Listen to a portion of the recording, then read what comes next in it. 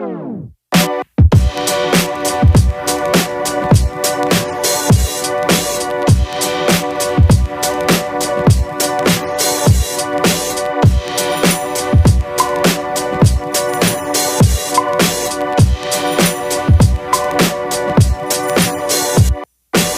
اللي يعجبك بالبنية شكلا وانطباعا؟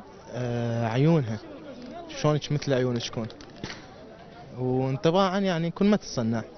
شكلا خشمها، اول ما باوع على خشمها، اذا خشمها كبير تسقط من عيني وحق والله. خشمك صغير.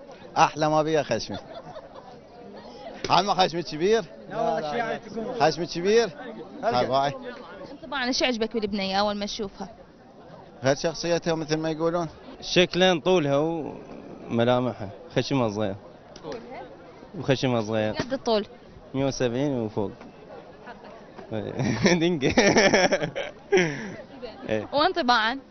محبوبة. لا يعني محبوبة، مو يعني دمها مو جامد. شكلا عيونها وانطباعا الصراحة. يعني اول ما تشوف البنية اول شيء يجذبك الها؟ عيونها، الشكل، العين وطول. بالضبط. ليش العين؟ ليش اختارت العين؟ يعني حتى فتشابه عليه. كل شيء يقدر يتجذب عدا العيون ما تجذب.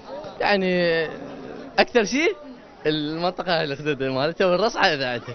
هاي انطباعا نكون يعني ما اقول لك تكون اجتماعيه اهم شيء يعني وصورتي هذا الحلو بها. حسب تصرفات شكلها ما يهمني يعني صراحه، كلش التصرفات طبعا يعني تكون خجوله حبابه.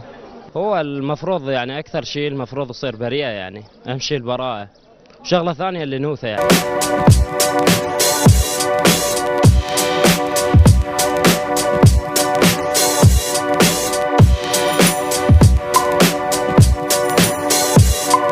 والله الحقيقه اريدها حسن خلق واخلاقه.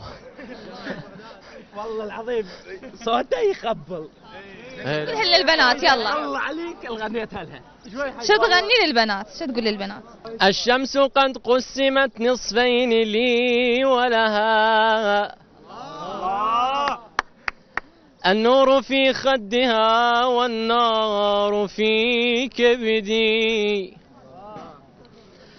النور في خدها والنار في كبدي، ويلي حياك الله. وجه البنية عيونها، عيونها إذا كانت مثلا كبيرة أو ملونة فتكون جميلة كلش. تكون بنية مثلا يعني فري أكثر شيء، يعني مو عندها مثلا انعزال أو غير شيء ولا كلش فري، شيء حلو يعني وسط، وعندها مثلا حلو ويا زملائها ويا أصدقائها، أسلوب كلام حلو. شكلها، عيونها، واكثر شيء بالبنيه شعرها حد. اذا شعرها طويل يكون. إذا سافر. اي. انطباعه يكون هذا.